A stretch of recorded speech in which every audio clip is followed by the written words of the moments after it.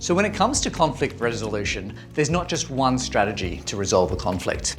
What we tend to do as humans is we default to what we've learnt from growing up or from the workplaces that we've actually been in. So today I'd love to share with you the 5 different forms of conflict resolution. As you'll see from the model, on the x-axis we've got cooperativeness, and on the y-axis we've got assertiveness. So if we think about the different styles that are available to us, or strategies when it comes to conflict, the first is where we have low assertiveness and low cooperativeness. This is called avoiding. It's really a lose-lose type scenario where we're not engaging with the conflict at all.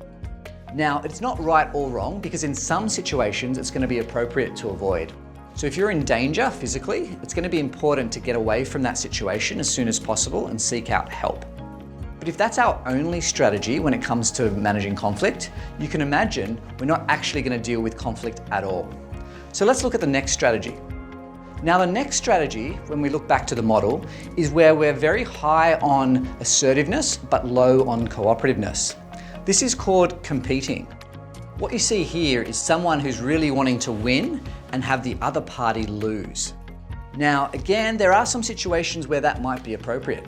If the other person's perspective is really a dangerous one, you might need to be in a competing mindset and make sure that you win this particular conflict as opposed to losing it. But again, if you have this as your only style to conflict, it is likely that people would experience you as being quite difficult to deal with and uncompromising when it comes to dealing with anything that you don't like. So let's look at that third form of conflict resolution.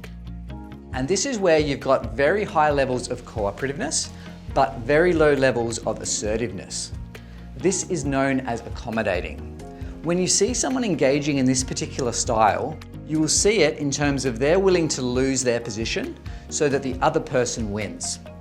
So as a result, they can be experienced as a bit of a doormat, and they're being seen as not willing to fight for their perspective or their opinion. The fourth form of conflict resolution strategy is known as compromising. So this is really where you're looking to make sure that you win, the other party wins, but also that each of you lose something in the mix when it comes to resolving that conflict.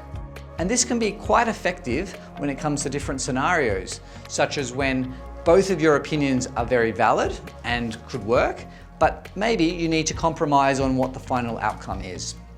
The final form of conflict resolution is collaborating. This is about getting a win-win situation. So it's about actually sitting down and both parties understanding the different perspectives and working out a solution that might be better than compromising, than accommodating, or those other two that we've spoken about.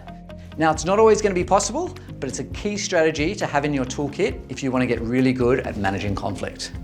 So, what I'd like to leave you with is remembering there's 5 key strategies to coming to conflict, and these are the ones that you can think about when trying to resolve your next conflict.